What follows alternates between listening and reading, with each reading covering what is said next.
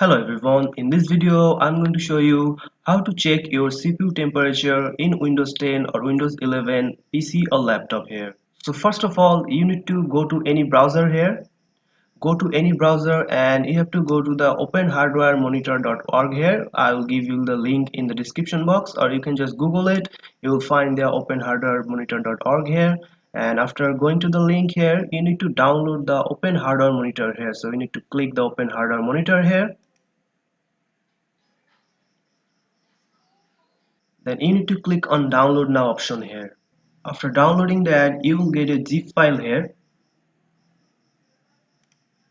So you need to open the hardware monitor zip file here.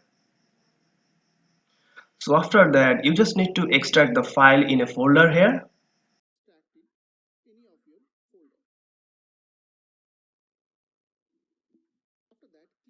After extracting the file any of your folder here, you need to open hardware monitor here.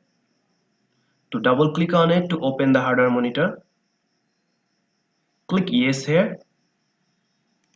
Then now here you will see the temperature of your CPU. So I hope this quick tutorial helped you to find your CPU temperature in Windows 11.